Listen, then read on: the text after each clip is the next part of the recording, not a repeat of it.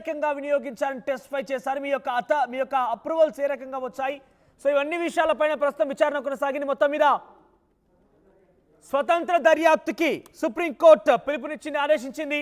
స్వతంత్ర దర్యాప్తు ఉండబోతోంది. 5 మెంబర్స్తో కూడినటువంటి ఒక కమిటీ ఉండబోతుంది. దాని ద్వారా స్వతంత్ర దర్యాప్తు చేస్తారు. మరిన్ని అప్డేట్స్ కృష్ణమోహన్ అందిస్తారు. కృష్ణమోహన్, ప్రస్తుతం విచారణ పైన ఎటువంటి ఆదేశాలు అందాయి? సుప్రీంకోర్టు ఏం చెప్పింది? మనోజ్, మొత్తం మీద అయితే మొదట కొంత సిట్టు విచారణ మీద కేంద్ర స్థాయి ఉన్న ఇప్పుడు సిట్కి ఉంటే సరిపోతుందన్నారు. కానీ సుప్రీంకోర్టు జడ్జి గవాయ్ ఇచ్చిన స్టేట్మెంట్ లో ఇండిపెండెంట్ సిట్ ఏర్పాటు చేయాలని, స్వతంత్ర దర్యాప్తు సంస్థను ఏర్పాటు చేయాలనేది కేంద్రం స్పష్టంగా ఈరోజు ఆదేశాలు ఇచ్చింది. దీంట్లో 2 సిబిఐ నుంచి ఉంటారు, 2 ఫ్రమ్ స్టేట్ గవర్నమెంట్ నుంచి ఉంటారు, అలాగే ఒకరు FSSAI నుంచి ఉంటారు. ఇది ఇంకా ఈ 5 మందితో కలిసిన ఒక స్వతంత్ర దర్యాప్తు బృందం ఏర్పాటుకి, లడ్డూ విచారణ మీద ఏర్పాటు చేయడానికి సూచనప్రాయంగా జస్టిస్ గవాయ్ ఇచ్చిన తీర్పు కనబడుతుంది. ఇంకా వాదనలు అయితే కొనసాగుతున్నాయి.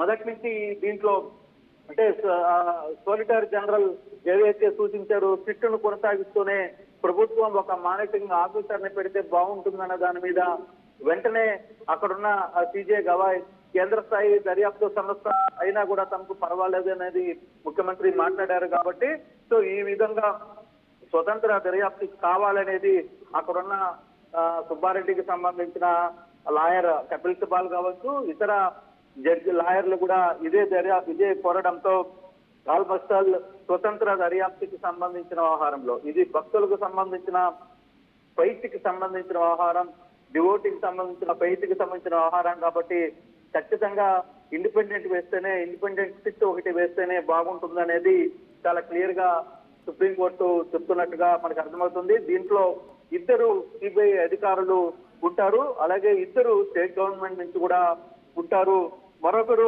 ఫ్రమ్ FSSAI నుంచి ఒక వ్యక్తి ఉంటారు. ఇది వ్యవహారం. ఈ 5 మందితో కలిసిన బృందం చేత ఈ వ్యవహారంగాని నడిపితే బాగుంటుందనేది సుప్రీంకోర్టు ఒక విచారణ ఒక లైన్కి వచ్చినట్టుగా మనకు అర్థమవుతుంది. ఇంకా వాదనలు అయితే కొనసాగుతున్నాయి. కానీ ఏదైతే సిట్నే కొనసాగించాలి అని పొలిటికల్ సాలిసిటర్ జనరేటర్ చూపించిన సూచన మాత్రం కేంద్రం పక్కన పెట్టింది.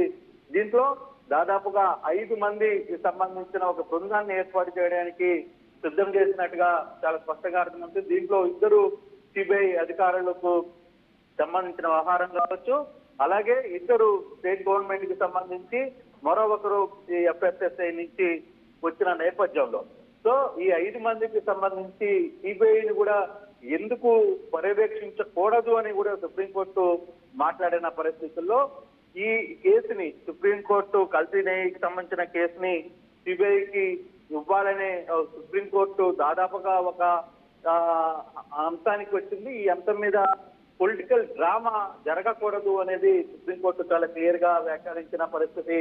సిబిఐ ఎందుకు వ్యవహారంలో సిబిఐ చేత ఎందుకు దర్యాప్తు చేయించకూడదు అనేది కూడా సుప్రీంకోర్టు ఒక దశలో అభిప్రాయానికి వచ్చినప్పటికీ అదే నేపథ్యంలో 2 సిబిఐ అధికారులు, 2 లోకల్ అంటే ఏపీ గవర్నమెంట్ కి సంబంధించిన అధికారులు, ఒకరు ఈ నివేదికకు సంబంధించిన కల్తీకి సంబంధించిన నిపుణుల బృందాన్ని కలిపి లైన్ లో ఉండండి, మీరు అందుబాటులో ఉండండి. తిరుమల లడ్డు వివాదం పైన పెద్ద ఎత్తున ఆందోళన కలిగించింది. తిరుమల లడ్డూలో గత ప్రభుత్వంలో కల్తీ జరిగింది. దాంట్లో జంతువులకు సంబంధించిన నెయ్యిని వినియోగించి ఈ లడ్డుని తయారు చేస్తారన్నట్టుగా ఏకంగా ముఖ్యమంత్రి చంద్రబాబు చెప్పడం, ఆ తర్వాత NDDBకి సంబంధించినటువంటి ఒక రిపోర్ట్ పెద్ద ఎత్తున సంచలనం మారింది. ఎస్ వాల్యూ కాస్త అది జంతువులకు సంబంధించినటువంటి కొవ్వు వినియోగిస్తేనే ఎస్ వాల్యూ వస్తున్నట్టుగా ఆ యొక్క నివేదికలో అర్థమైంది. తాజాగా గత ప్రభుత్వంలో పనిచేసిన ముఖ్యమంత్రి నుంచి మొదలుకుంటే టీటీడీ చైర్మన్ వరకు అందరూ కూడా రెస్పాండ్ అయ్యారు. మీరు తప్పుదో పట్టించి రాజకీయ కుట్రలో భాగంగా ఈ రకంగా ఆరోపణలు చేస్తున్నట్టు చెప్పారు. ఆ తర్వాత టీటీడీ చైర్మన్గా వివరించినటువంటి వైవి సుబ్బారెడ్డి సుప్రీంకోర్టులో పిటిషన్ దాఖలు చేశారు. ప్రస్తుతం మొన్న విచారణ జరిగింది. ఆ విచారణలో భాగంగా ఏం చేస్తే బాగుంటుంది, సిబిఐ ఎంక్వైరీ ఇవ్వాలనుకుంటున్నారా, గత రాష్ట్ర ప్రభుత్వం ఏర్పాటు చేసి సిట్కే అవకాశం కల్పిస్తారంటూ సెంటర్ని కూడా ఈ క్వశ్చన్ రేస్ చేసింది సుప్రీంకోర్టు. ఈ నేపథ్యంలో విచారణ జరిగింది. ఈ విచారణలో సిద్ధార్థ్ లూత్రా టీటీడీ తరఫున, కపిల్ సిబాల్ వైవి సుబ్బారెడ్డి తరఫున, తర్వాత ప్రస్తుతం ఈ యొక్క కేసు విషయం పైన జస్టిస్ గవాయ్ కేవి విశ్వనాథ్ల యొక్క విచారణ విన్నారు. తదుపరి ఇప్పుడు ఆదేశం జారీ చేశారు. స్వయం ప్రతిపత్తి గల ఒక పూర్తి స్థాయిలో ఈ యొక్క కమిటీ వేశారు. ఆ కమిటీలో ఇద్దరు సిబిఐ నుంచి అధికారులు ఉంటారు, ఇద్దరు రాష్ట్ర ప్రభుత్వం నుంచి అధికారులు ఉంటారు.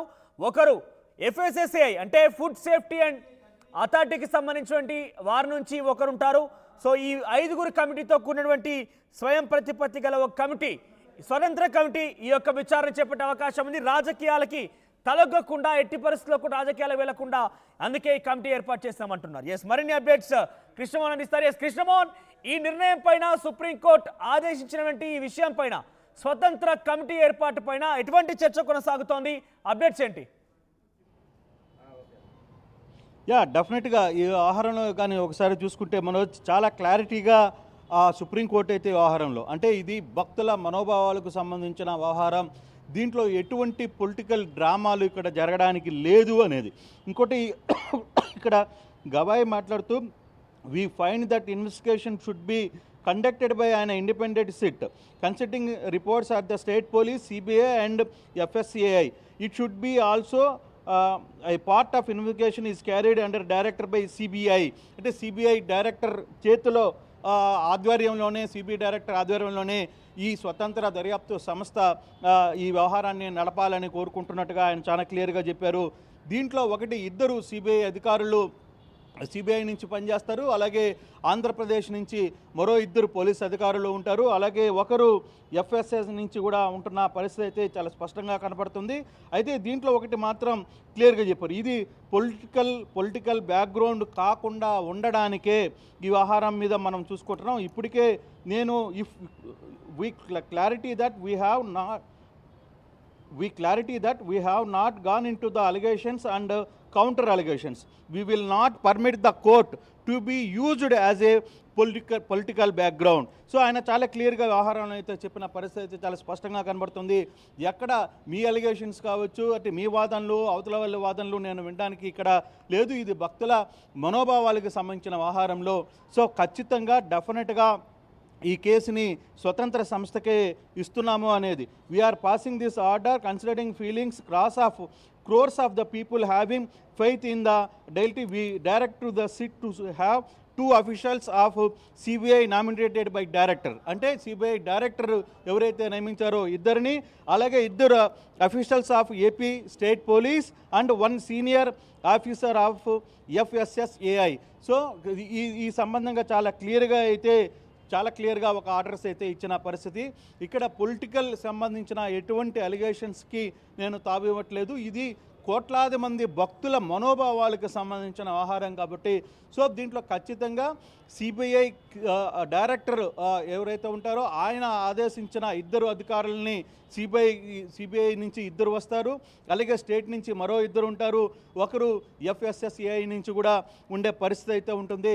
ఆ దిశగానే ఈ లడ్డూకు సంబంధించిన వ్యవహారంలో పూర్తిగా కూడా ఈ దర్యాప్తు సంస్థ ముందుకు సాగుతుంది అనేది ఇప్పటికీ డైరెక్షన్ గవాయ్ ఇస్తున్న డైరెక్షన్ బట్టి మనకు అర్థమవుతుంది. అంటే ఇప్పుడు పనిచేస్తున్న సిట్, ఇప్పుడు ఏదైతే రాష్ట్ర ప్రభుత్వం విధించిన సిట్లో ఉన్న అధికారులు ఉంటారా ఉండరా అనేది ఇప్పుడు మరీ తాజాగా వచ్చిన ప్రశ్న. అయితే కానీ ఈ దర్యాప్తు సంస్థకి సెంట్రల్ సిబిఐలో ఉన్న డైరెక్టర్ నుంచే అతను ఆదేశించిన వ్యక్తులు మాత్రమే ఇప్పుడు ఈ కేసులోకి ఎంటర్ అవుతారు. కాబట్టి రాష్ట్ర ప్రభుత్వం ఇచ్చిన సిట్టు దాదాపుగా అది క్లోజ్ అయ్యే పరిస్థితి కనబడుతున్నట్టుగా మనకు అర్థమవుతుంది. లేదు, దాంట్లో ఉన్న ఒక ఇద్దరు అధికారులను అయినా సరే ఒకవేళ సెంట్రల్ కానీ ఒప్పుకుంటే ఆ ఇద్దరిని కూడా తీసుకునే పరిస్థితి. అంటే ఇప్పుడు సిబిఐ నుంచి ఒక ఇద్దరు అధికారులు, సెంట్రల్ నుంచి కేంద్రం నుంచి ఇద్దరు సిబిఐ అధికారులు వస్తారు, ఆంధ్రప్రదేశ్ నుంచి ఇద్దరు పోలీస్ అధికారులు వస్తారు, ఒకరు FSSAI నుంచి కూడా వచ్చిన పరిస్థితి అయితే ఉంటుంది. సో ఈ నేపథ్యంలో ఈ దర్యాప్తు సంస్థ ముందుకు వెళ్తుంది అనేది చాలా స్పష్టంగా అర్థమవుతుంది. అయితే ఎంతవరకు ఈ దర్యాప్తు ఎప్పటిలోపల ముగించాలి, ఎప్పటిలోపల ఈ దర్యాప్తుని అందిస్తారు అనేది కూడా కొంత క్లారిటీ అయితే ఇంకా రావాల్సిన పరిస్థితి అయితే ఉంది.